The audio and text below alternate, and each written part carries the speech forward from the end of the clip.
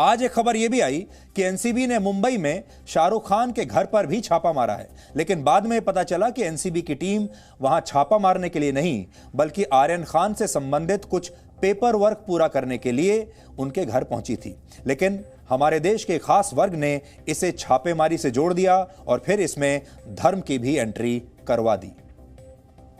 Sir, Shahrukh के घर पे भी टीम गई थी क्या? उनके घर पे सर्च ऑपरेशन हुआ एनसीबी का? नहीं, उनके घर पे कोई सर्च ऑपरेशन नहीं हुआ है। केस से रिलेटेड कुछ हमें जो प्रोसीजरल नीड थी वो हमने उनसे चीज़ें मांगी है।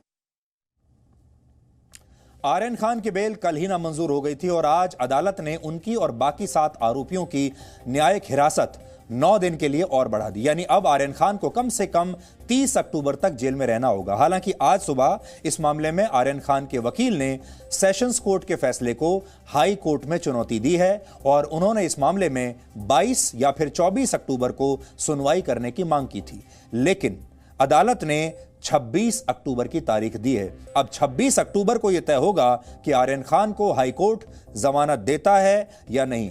यानी इतना तय है कि 26 अक्टूबर तक तो आर्यन खान को जेल में ही रहना होगा और उसके बाद यह तय होगा। और अगर यह मामला और आगे खिंच गया तो फिर दिवाली की छुट्टियां आ जाएंगी, अदालत बंद हो जाएगी और उसके बाद जब दिवाली के बाद अदालत फिर से खुलेगी तब आर्यन खान की जमानत पर सुनवाई होगी।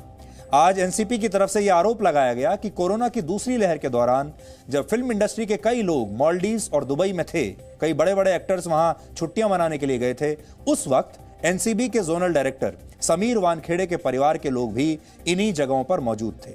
समीर वानखेड़े ही इस पूरे मामले की जांच कर रहे हैं और एनसीपी का आरोप है कि उन्होंने वहां फिल्म इंडस्ट्री के इन लोगों से वसूली की है।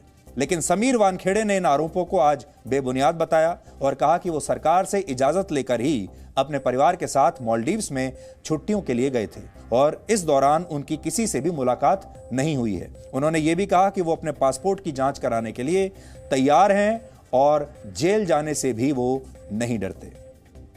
मैं गया था मालदीव्स में, बाकायदा गवर्नमेंट की, हमारे जो कॉम्पिटेंट अथॉरिटी होती है उनकी परमिशन मैंने लिया है।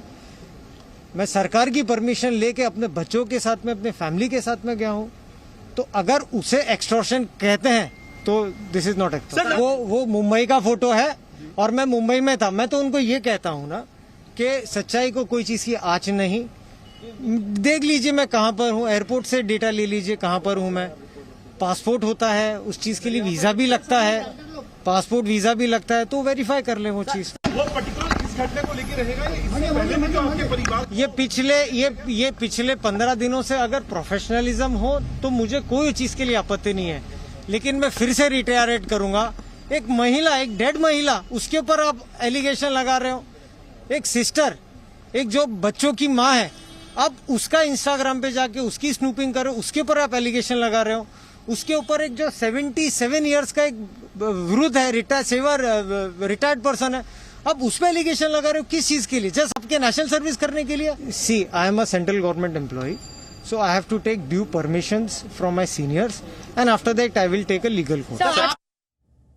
तो अब सोचिए इस पूरे मामले में स्थिति यहां तक आ गई है कि जो आरोपी हैं यानी आर्यन खान और उनके जो बाकी दोस्त हैं वो तो जेल में हैं ही, लेकिन जो जांच कर रहे हैं समीर वानखेड़े, अब वो भी कह रहे हैं कि उन पर लगने वाले आरोपों के बाद वो भी जेल जाने से डरते नहीं हैं। यानी दोनों तरफ से अब आरोप लगाए जा रहे हैं। जो इन्वेस्टिगेट कर रहा है उस पर भी आरोप लग रहा है और जो आरोपी है उस पर तो आरोप लग ही रहे हैं।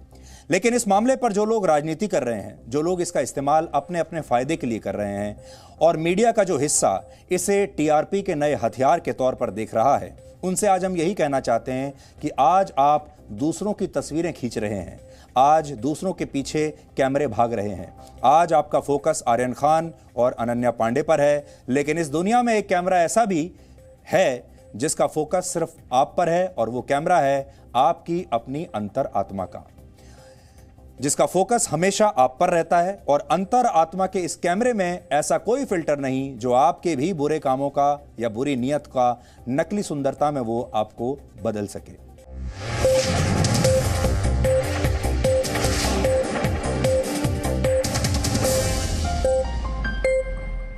Presenting B News app, available on Google Play and App Store. Download it now.